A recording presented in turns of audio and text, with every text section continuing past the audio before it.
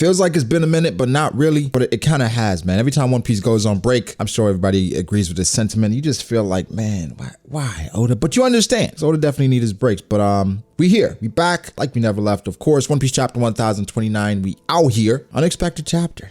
Unexpected one. I'm not gonna lie to y'all. Something y'all know that happens on the channel is that we make prediction videos. From time to time, we go through, we talk about what's gonna happen in the chapter. Bro, I said Killer versus Hawk. We need something. We need something from it, and we got it this chapter. So I'm pretty excited about that. I think it's tier list time, right? It might be time for a tier list, but we'll talk about it. We'll talk about all that. Let's just go through the chapter. We'll talk about some of the best moments because it was another pretty good one. We've been saying the same thing for a while, man. Y'all understand how it is. Anyway, we pick up where we left off. His sword broke versus Sanji. Now, I'm sure y'all have seen some of the memes where Kaido, his shit broke versus Sanji. You got Mihawk, he's running away from Sanji. He's a different person now, all right? He's transforming into his brothers, but he's scared and it's...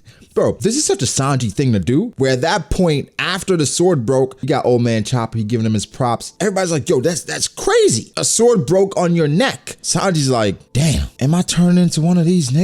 I don't want to be like these niggas, man. And I'm just like, okay. Okay, I feel him. He's traumatized. It's a lot of PTSD going on there from his family, right? Everything he is based on what they are. Pretty much meaning he's transformed into a person that's completely different from them because they were assholes back in the day. So to tell him this at his grown ass age, well, you're transforming into one of them. You're gonna be scared because you remember just how despicable they were to you. You don't want to be like that, playboy. Again, Reiju stated it several times that Sanji's the kindest person. And for Sanji, remember the sacrifice his mom made. So he's like, bro, she can't go out like that. I can't lose my emotions. She lost her life because she wanted me to retain my emotions. Am I going to lose my... It is a valid concern. Right? I'm sure people are going to clown and say, yo, Sanji, why are you worried about that? But this is really damn important. Considering his life, go back and look at it. You got to understand why this is worrisome. He does not want any parts of them boys. He don't want to be like Judge, Niji, Ichiji, definitely not Yanji, bum ass. He won't be like none of them. I mean, I think the worst one, if I think about it, probably Niji, because he didn't give a damn about Corset. But Yanji just a bum. He got whooped by Sanji with his raid suit on, right? I'm still waiting for him to put this thing on. Queen waiting too. Queen like us. Yo, put it on. Let's see some more of the German tech. Because I want to see it incorporated with his fighting techniques. And Queen, I mean, he's unfazed. He's just having a good ass time. I mean, this goes back to the Zoans and just how we know the Zoans to be hella durable, right? Going back all the way to Impel down. The Zoans, they fall, they keep getting back up. I mean, low key, I'm not gonna lie. If Jack get back up, I wouldn't be surprised. That would extend the arc, which I don't think Oda's trying to do. But the Zoans, man, they have insane durability. That seems to be what the awakening should be. I have been seeing people holding out hope that Kaido probably has another form, like an awakening form or something like that. I don't know.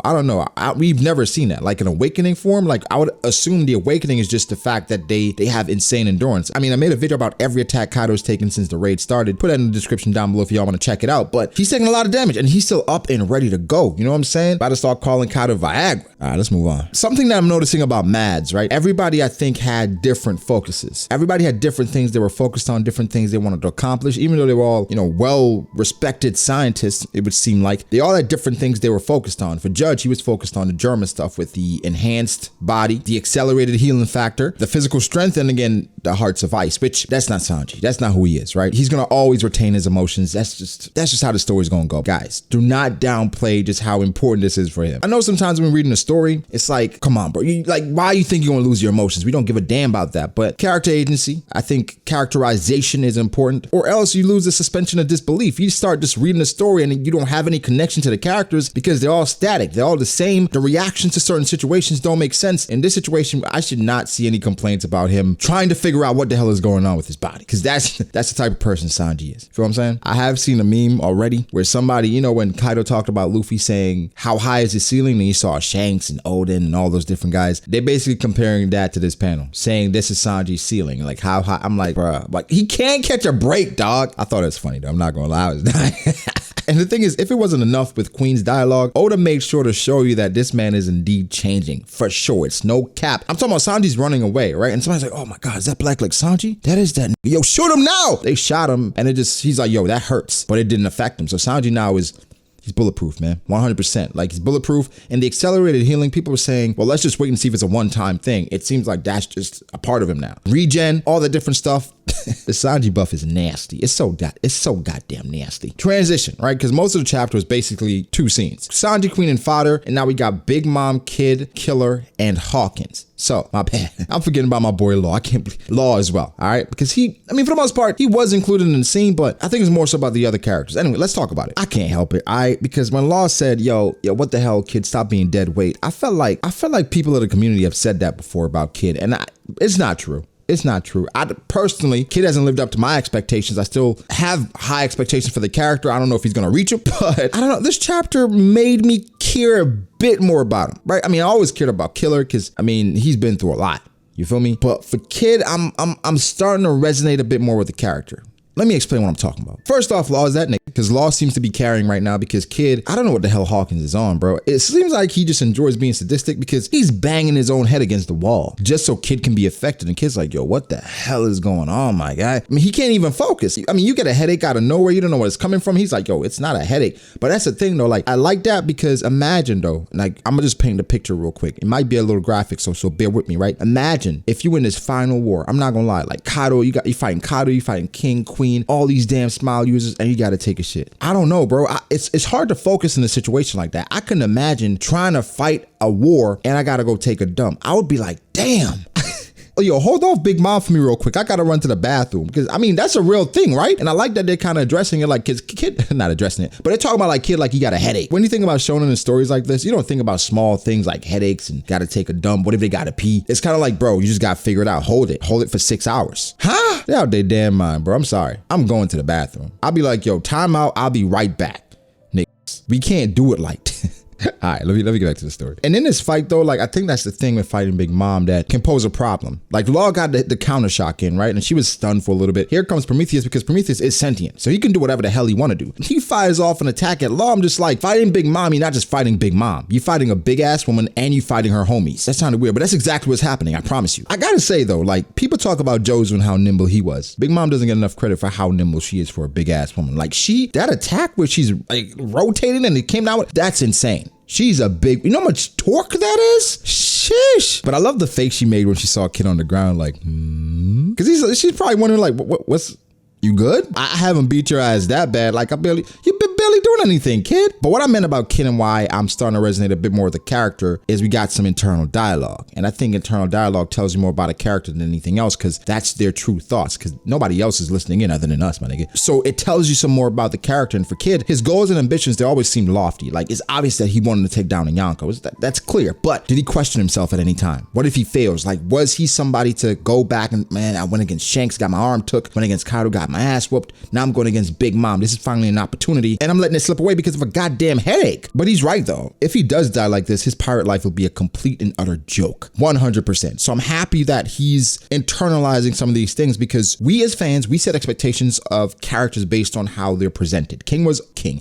Kid was always presented as somebody that, somewhat of a rival to Luffy, somebody that can stand with him or next to him, not in tandem, like they holding hands and shit, against him, somebody that can compete. And even the fact that Killer was a member of the worst generation, it played up Kid's role and importance. So they even talked about outside the story saying, Kid, well, he's somebody I had plans for. I'm not sure if the plans are still there, but he's somebody he had plans for. Maybe Law took that spot. Whatever. So I'm not gonna lie, I was really feeling that internal dialogue. Hawkins is a menace, man, because he's enjoying it to the point that he's laughing at Killer, because Killer can't attack him, because he don't know what to do. He's just there like, bro, just stop, please, you hurting my mans. And Hawkins like, you really ate a smile food, you bum, you got the worst luck. What I'm thinking is, right, just follow me for a second. Is he just talking about the smile food stuff, or does Hawkins know a bit more about Killer and his history? Because for Killer, when I think about the worst luck, it's like they went against Kaido and all that different stuff, and now he ate the smile food. It's like that could have happened to anyone. Does Hawkins know more than we know? Because I believe Hawkins from the North Blue as well, right? I don't know why the hell that even matters, because Killer and Kid, they're from the South Blue. Disregard. Anyway, where I was going with it is that Hawkins knew something about Killer's history, something that we don't know yet in regards to Killer and how him and Kid came up, things like that. Because this isn't referenced a lot. I don't know how many people think about this, but Killer and Kid, they've known each other since they were kids.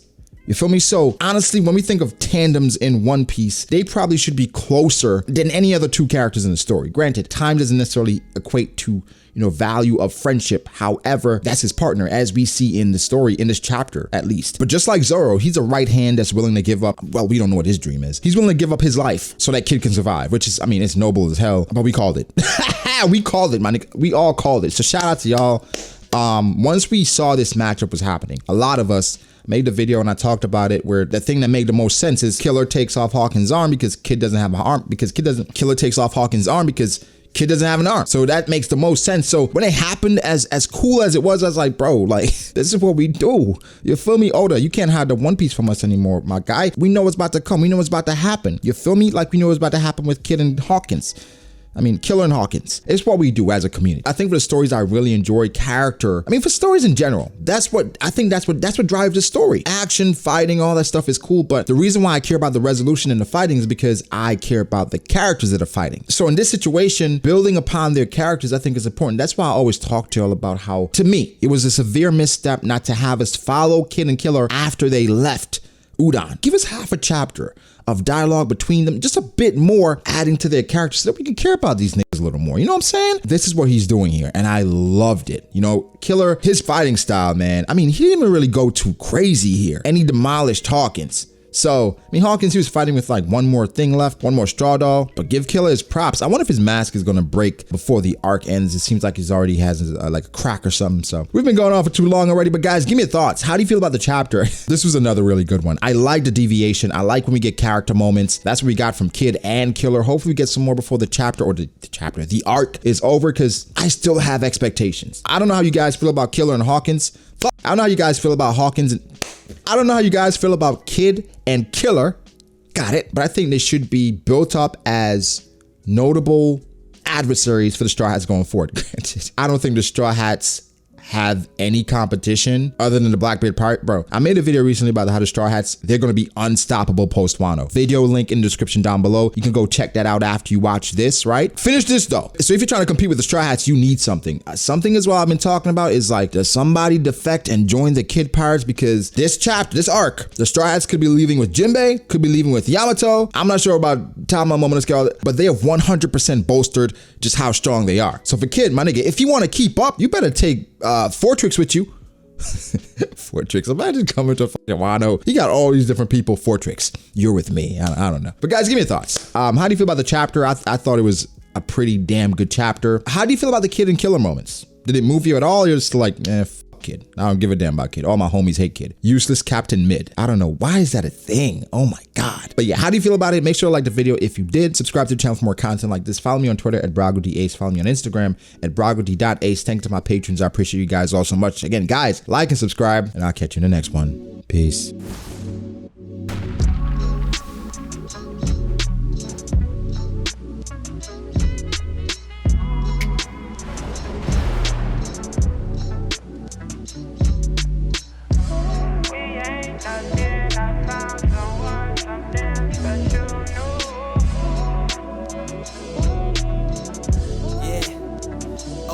I start doubting me, I felt lost. I rewrite it.